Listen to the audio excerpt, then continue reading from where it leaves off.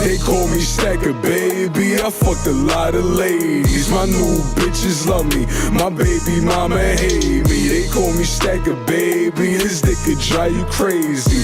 Chase a lot of paper, I'm by the dollar, baby. Hey guys, welcome back to Sincerely Yours. I'm Chelsi Thomas. I got another dope artist here with me today, rapper Stacca Cal. How you doing? How are you? I'm doing Thanks fine. so much for being here. Thank you. It's good to finally meet you. We've been chatting on Instagram. Yeah, no doubt, man. We've been talking for some time now. Yeah, I'm glad you can make it. I'm happy to be. I'm just happy that I made it. You know what I'm saying? Yeah. So you released a project called Before I'm Gone 2. Yeah. You have a very gritty sound. Yeah. You remind me of Hell Rel a little bit. Have you ever heard that? Yeah. I got comparisons. Yeah. So how'd you get the name? Before I'm going, like, pretty much like at the time when I did the first project, you know what I'm saying, I was going through like a lot. Like as far as like financially, I was about to become a father. It was like different things I was going on, like as far as like I was just into like a new relationship. It was like so many different things. So Before I'm Going pretty much stemmed from I actually had listened to like a J. Cole song, and I think it was on Friday Night Lights, if I'm not mistaken. So I had heard that and I was just like, damn, like I just like the title, and then the acronym like the BIG stood out to me. And then I had personalized it. So Before I'm Going meant to me was when I was younger, about the age of 4, my father had passed away. Pretty much like when I had looked at me becoming a father, it kind of put me in like a weird space. You know what I'm saying? Like my father died, I believe he was like 22 or 23 years old. Oh, he had wow. died. So so at that time I was just, I believe I was like 20, 21. I was about to, it was like around that weird time. So for me, like I always had those thoughts like, damn, like, is this gonna happen? Is that gonna happen? It was like different things, like, you know what I'm saying? So it was like kind of like straddling the fence as far as like, if I'm gonna be around for my daughters, like these are like natural thoughts I was just having. You have a good balance of like hype tracks when you're talking your shit, of course, you know, and then you have more serious tracks where you're like no stopping, where you're more introspective. Clearly you've gone through a lot, and it seems you have a lot of trauma, and I can feel in the music that you're expressing yourself and that it's very like therapeutic for you. Yeah. So why was it important to you to talk about your dad?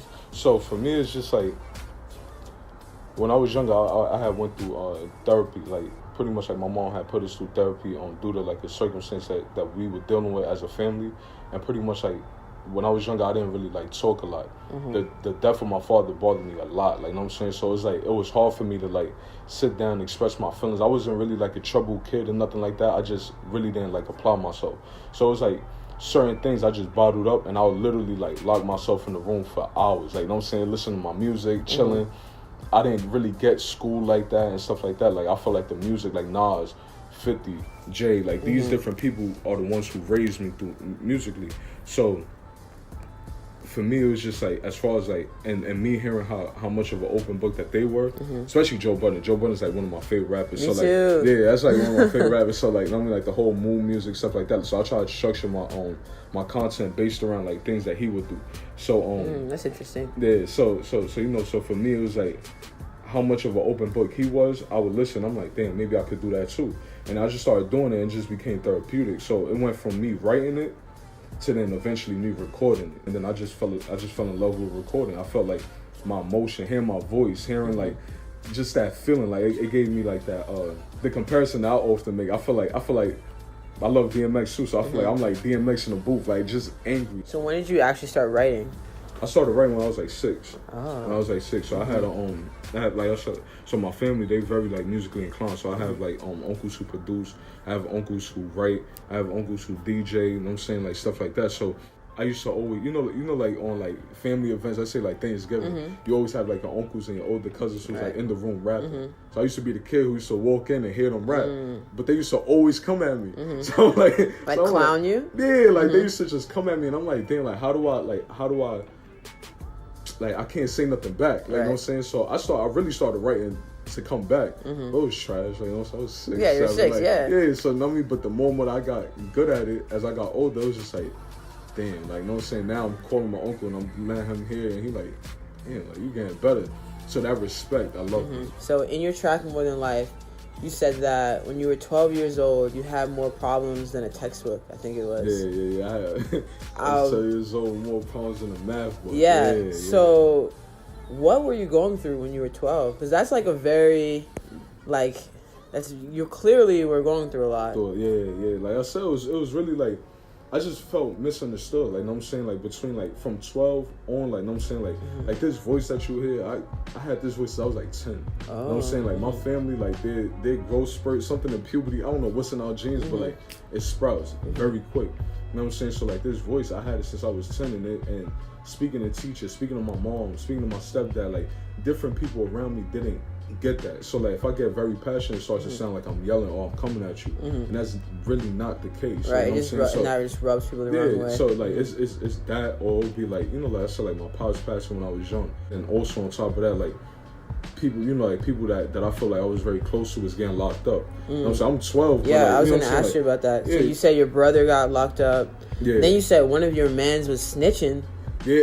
How has that affected your music? Like, your brother being locked up? Yeah, like, it just affects it a lot. Like, you know what I'm saying? Because, like I said, I'm an open book. So, it's like, I mean, so, just to give context, so, like, the brother that I'm talking about, like, I mean, like, I said, like, I'll look at him more. He's really, like, an older uncle, like, a cousin and stuff like that. But, you know, like, everybody around me, especially if you're close in age, you like a brother. Like, you know what I'm saying? So, you know what I mean? Like, these are people who raised me, and I feel like, you know, like, that I listen to, like, their words, and that I pretty much just guided myself behind. So, as far as, like, all of that stuff, as far as like different people say, you hear different stories everywhere. So it's like, you know what I mean, like just putting that into the music. And in your track More Than Life, I really like the hook. Who were you directing the hook at? Because you said I love you more than life. Yeah, at that point it was about my father. Like, you know what I'm saying? That whole More Than Life record is really like directed to my pops. Like, you know what I'm saying? So I felt like with that record, man, that record, I felt like that was like my give back to him. Like, you know what I'm saying? So, like, you know, like with my name being Stacca Cal, like Stacca, like, that's like my family. You feel me? So, like, the term is like it's Stacca fam. You know what I'm saying? But everybody in Stacca fam has different names. So you have Stacca Cal, you have Stacca B Social, you have Stacca A Zone, you have Stacca Entry. So it's all Stacca is the name of your clique. Of the clique. Okay. Cal is my name. Like, you know what I'm saying? But Stacca fam is the name of your clique. Yeah, exactly. Like, you know what I'm saying? So you know, me, like, my name is Stacca Cal. My father's real name is Calvin. His real name is Calvin Zapata. Like, you know what I'm saying? So, my cousin who passed away, Leo, he was really the first one to say, like, yo, you Stacca Cal. Like, you know what I'm saying? Because everybody called me Ken. They called me, I had so many different, like, nicknames, but nothing really stuck. Like, you know what I'm saying? Leo was really the first person to be like, yo, you Stacca Cal, like, in reference to my pops. Like, I've always been called, like, Little Cal, Baby Cal. Like, everybody always, like, made reference to my father growing up. So, Stacca Cal was pretty much that. So on More Than Life, pretty much that's like my way of me telling him, like, you know, like when I say like that I'm pretty much like taking on his name, and I'm trying to do something better. Like, I'm trying to further it. I'm trying to live my life and do the best I could do in my life, but I'm also trying to rewrite his history. You know what I'm saying? And I feel like that, yeah, you know what I'm saying? Like, my father, he did music also, so it's just like, you know what I mean? Like, for me, I feel like that's how I took on the name. He loved felines. I'm wearing felines. Like, you know what I'm saying? Like, this is his. You know what I mean? Like, this is his style. Like, you know what I mean? This is what he does. So it's like, you know, like, I'm baby Calvin. Like, you know what I'm saying? So it's like, nah, I'm gonna take on his name, and like I said, More Than Life is just directed to him all around. Like, you know what I'm saying? It's just telling him I love you. A lot of your songs, you have a lot of raw emotion, and it's very clear that you poured your heart out on the tracks. Were there any songs that you were working on that when you were writing or when you were like maybe like rapping in the booth that you just it got difficult for you to record and you were just like overcome with emotion? Yeah, that record is Forgive Me. That's the last track on Before I'm Going To. Forgive Me, like, that took me some time. Like, I'm not gonna lie, like, you know what I'm saying? Like, as far as just everything that I was going through at the time, as well as like, yeah, everything I was going through at the time, it was like very spot on. So everything that you hear in that record was like exactly how I was feeling. I recorded it right after I wrote it, and just talking about my daughters, like that like, it struck a nerve. Then to get to the verse about my cousin Leo, like, really took it over the top, because I wanted to give it that emotion, but like I said, like, it really got me upset. Like, just to rap it and then like feel it.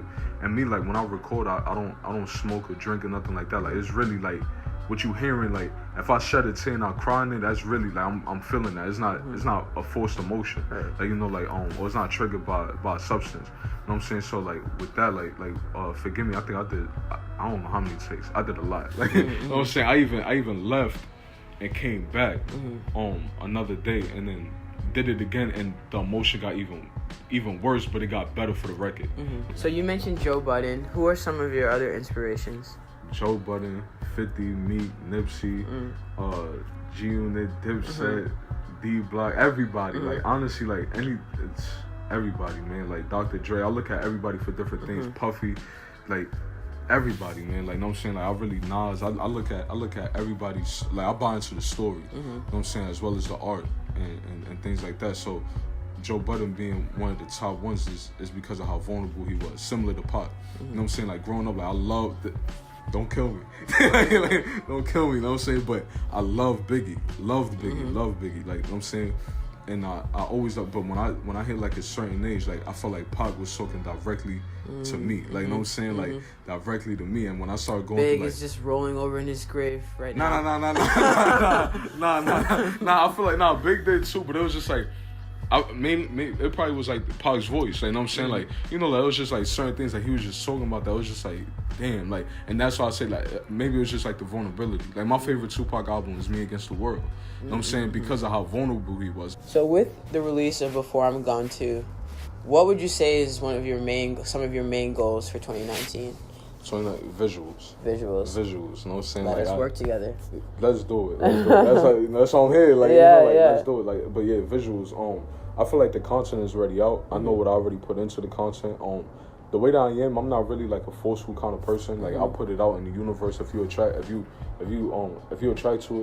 if you like it, you like it. If you don't, you don't. I'm not gonna force it down you. Right. You know what I'm saying? And I feel like with the content being out, you know, I see the numbers slowly going up. So I see people still doubling back. Certain people still coming back to me, letting me know, like, yo, this record is dope.